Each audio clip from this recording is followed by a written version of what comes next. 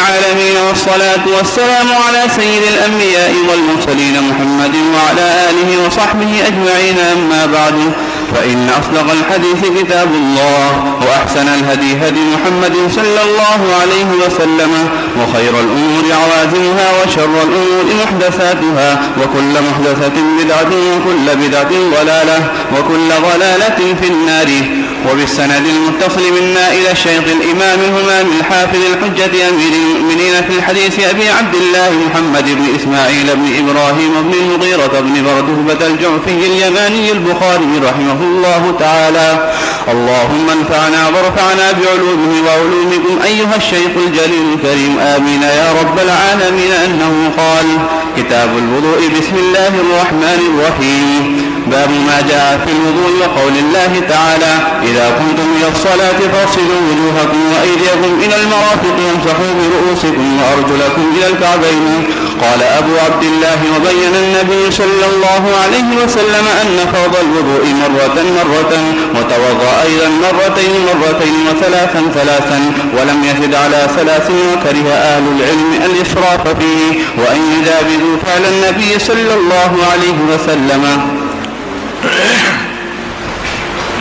بسم اللہ الرحمن الرحیم. کتاب الوحی، کتاب الایمان اور کتاب العلم سے فارغ ہونے کے بعد عبادات کا بیان شروع ہو رہا ہے. عبادات میں سب سے اہم نماز ہے، اور نماز کی شرائط میں سب سے اہم شرط طہارت ہے. طہارت حکمی بھی اور طہارت حقیقی بھی. عام طور سے جس طہارت کی ضرورت پیش آتی ہے وہ وضو ہے، اس لیے سب سے پہلے وضو کا بیان شروع فرما رہے ہیں. کتاب الوضو واو کے ضمہ کے ساتھ عمل کو کہتے ہیں، اور وضو اس پانی کو کہتے ہیں جس سے وضو کیا جائے، اور وضو اس برتن کو کہتے ہیں جس میں وہ پانی ہو. اسی لیے مصرع پڑھا جاتا ہے: وضو را در وضو کردہ وضو کن. وضو کو وضو میں رکھ کر وضو کرو، واو کے ضمہ کے ساتھ. یہ وضو اس علاقے میں مؤنث ہو گیا اور ہمارے علاقے میں مذکر ہے. یہاں کہتے ہیں میری وضو نہیں ہے، مجھے وضو کرنی ہے. ویسے عام طور سے کتابوں کے اندر بھی اس کو مذکر ہی استعمال کیا جاتا ہے. بسم اللہ الرحمن الرحیم.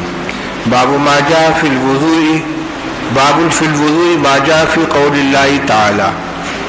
امام بخاری رحمۃ اللہ علیہ جب بھی کوئی کتاب شروع کرتے ہیں تو ایک یا چند آیات ذکر کرتے ہیں جس میں اشارہ ہوتا ہے کہ یہ آیت اس مسئلے میں اصل ہے، اور جتنی روایات آئیں گی ان کی حیثیت انہیں کی تشریح یا ان کے متعلقات کی ہوگی.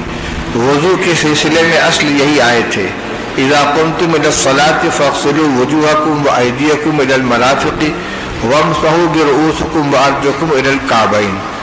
اتنی آیت کے اندر وضو کے فرائض کو بیان کر دیا گیا ہے. اذا قمتم الى الصلاة، جب تم نماز کے لیے اٹھو تو کیا ہر اٹھنے والے کے لیے وضو کرنا ضروری ہے؟ اہل ظاہر اسی کے قائل ہیں. ان کے نزدیک سبب وجوب وضو قیام الى الصلاة ہے، لہذا جو آدمی بھی نماز کے لیے اٹھے گا اس کے ذمے وضو کرنا لازم ہوگا. جبکہ جمہور کے نزدیک اس کے ساتھ وَأَنْتُمْ مُحْدِثُونَ کی قید ہے کہ اگر وضو نہیں ہے تو وضو کرنا ضروری ہوگا. دلیل اس کی کیا ہے؟ اس کی دلیل یہ ہے کہ آیت تیمم میں اللہ تعالیٰ فرماتے ہیں: وَإِن كُنْتُمْ مَرْضَىٰ أَوْ عَلَىٰ سَفَرٍ أَوْ جَاءَ أَحَدٌ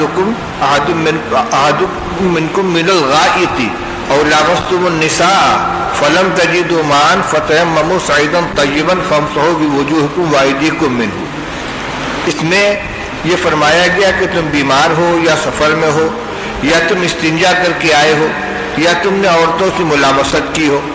ہمارے نزدیک ملامست سے مراد جمع کرنا ہے جسے حدث اکبر ہے.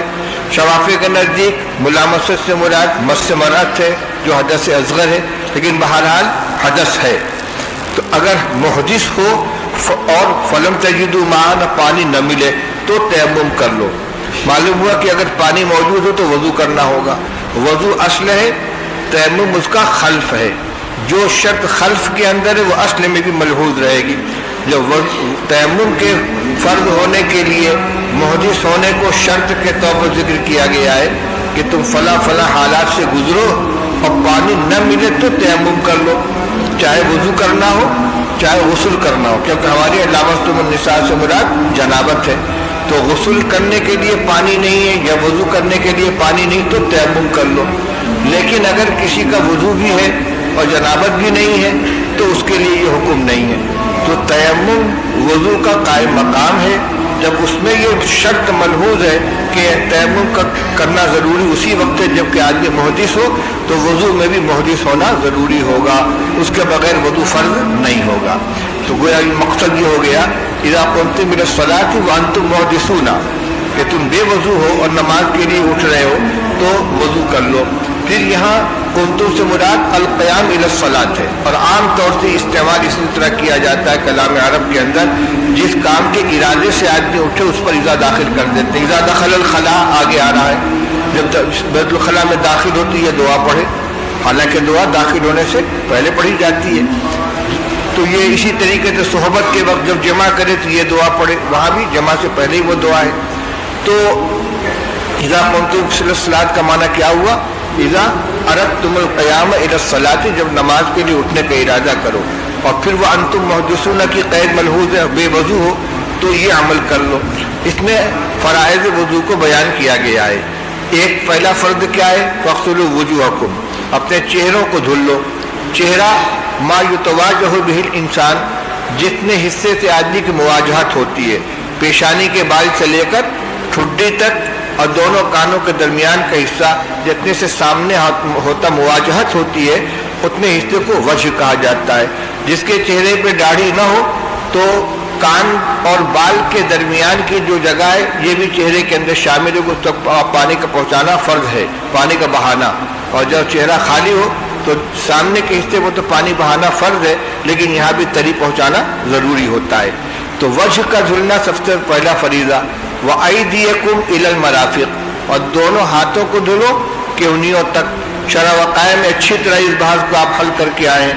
ये इला जो है ये यहाँ गायत मुगैया के अंदर दाखिल है, केवनी को भी धुलने के हुक्म में शामिल रखा गया है। वमसहू बिरुऊसिकुम, और अपने सरों का मसाह करो। व अर्जुलकुम इलल काबैन, और अपने दोनों पैरों को धुल लो टखनों तक। यहाँ वमसहू बिरुऊसिकुम में ये मुजमल है कि मुतलक है, इसका इख्तलाफ है। हमारे नज़दीक ये मुजमल है, इसका बयान रसूलुल्लाह सल्लल्लाहु अलैहि वसल्लम के अमल से होगा, और आपके अमल में रुबे रास से कम का मसा करना साबित नहीं है। इसलिए हमारे यहाँ बस मौजू के अंदर कम से कम चौथाई सर का मसा करना फ़र्ज है, और इससे कम मसा करने से फरीज़ा अदा नहीं होगा। हज़रात शवाफ़ी के नज़दीक ये मुतलक है, और अल-मुतलक़ इज़ा उतलिक़ा अल-मुतलक़ यजरी अला इतलाक़िही, मुतलक अपने इतलाक़ पर कायम रहता है। इसलिए शवाफ़ी के यहाँ अगर एक उंगली भी भिगोकर सर के बाल से लगा लिया तो मसा का हुक्म अदा हो जाएगा। लेकिन ऐसा कोई अमल किसी ज़माने में किसी से साबित नहीं है, सहाबा और रसूलुल्लाह सल्लल्लाहु अलैहि वसल्लम से कम जो साबित है वो क्या है? हज़रत मुग़ीरा इब्न शुअबा रज़ी अल्लाह तआला अन्हु की जो रवायत है कि आपने इस्तिंजा किया और वज़ू किया, मसह अला नासियतिही, सर के अगले हिस्से पर मसा किया। नासिया का तर्जुमा उर्दू में पेशानी किया जाता है, और पेशानी से उर्दू वाले ये माथा समझते हैं, लेकिन अरबी में इसको जबहा कहा जाता है, और नासिया कहा जाता है सर के अगले हिस्से को। लनस्वान बिन नासियति नासियतिन काज़िबतिन खातिया, हम उसके पेशानी का बाल पकड़ कर घसीटेंगे।